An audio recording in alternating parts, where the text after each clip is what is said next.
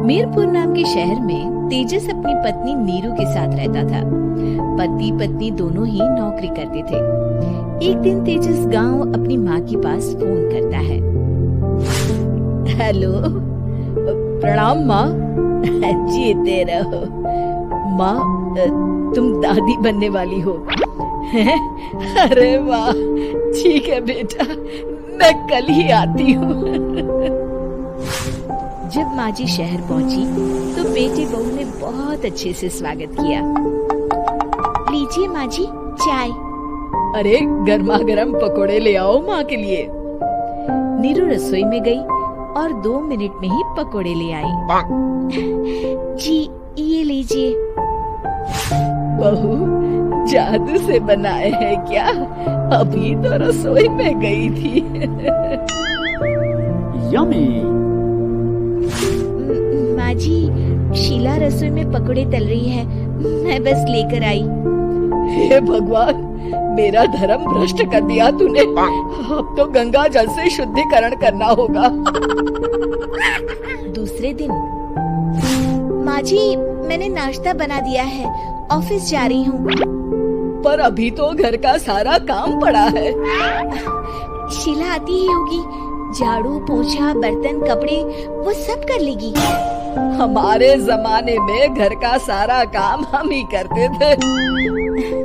जी माँ जी, आप बहुत होशियार हैं, मैं घर ऑफिस दोनों नहीं संभाल पाती। तो जरूरत क्या है घर से बाहर जाकर चाकरी करने की? वैसे भी घर का काम खुद करने से घर में बरकत आती है, समझी? पर माँ जी। पर वर कुछ नहीं, इस महीने की पगार मिले फिर ऑफिस बंद है। हाँ। रात को नीरू तेजस से कहती है, सुनिए जी, माँ जी बोल रही थी कि मैं नौकरी छोड़ दूं। वैसे ठीक ही तो है, अभी तुम्हें आराम की जरूरत है। फिर भी आराम कहाँ, शीला को छुड़ाने के लिए बोल रही थी। तो अब 24 घंटे में इतना काम तो कर ही सकती हो। पर जॉब पसंद है मुझे, घर पर मन नहीं लगेगा। अगले दिन जब दोनों ऑफिस के लिए निकल रहे थे, मेरी तो कोई कीमत ही नहीं है इस घर में। माँ जी, आजकल महंगाई बहुत है, रहन सहन भी बदल गया है। दोनों नौकरी करते हैं तभी ठीक रहता है। अच्छा, तू कहना क्या चाहती है? मेरा बेटा तुझे बिठा के खिला नहीं सकता? तू ही इस घर का खर्च चला रही है, हैं? नहीं माँ जी, मेरा वो मतलब नहीं था। मतलब खूब समझती हूँ, ये बाल धूप में सफेद नहीं किए मैंने। हाँ। अब तो ये रोज का काम हो गया था। तेजस भी रोज की झिकझिक से परेशान हो गया था।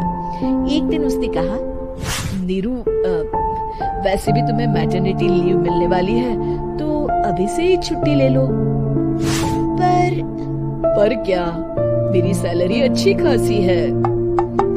आखिर नीरू ने रिजाइन कर दिया। जब बच्चा हुआ तो घर में सब बहुत खुश हुए।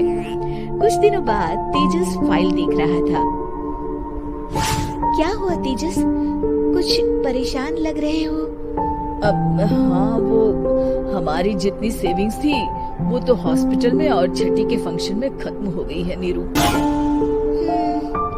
और अभी वैसे मंदी चल रही है तो मैं बोल रही थी कल मुन्ना को हेपेटाइटिस का टीका लगवाना है। नीरू, क्या पोस्टपोन नहीं कर सकते? नहीं जी, बिल्कुल नहीं। अब तेजस को समझ में आ रहा था कि उससे गलती हुई है। पैसों की कमी का असर घर के माहौल पर भी पड़ रहा था। अगले दिन, बेटा मेरा चश्मा और ये दवाइयाँ ले आना, पर्चा देते हुए माँ जी ने कहा। जी। तेजस, मुन्ना के लिए दूध का डिब्बा और डायपर भी ले आना, और ये किराने के सामान की लिस्ट है, इसे भी लाना है।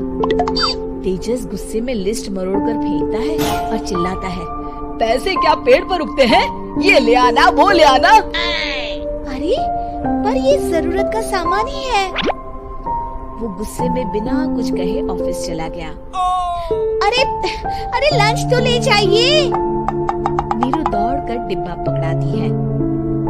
एक दिन खाना खाने के बाद, नीरू, अब तो मुन्ना कुछ बड़ा हो गया, तो अब तुम वापस ज्वाइन कर लो ना जॉब।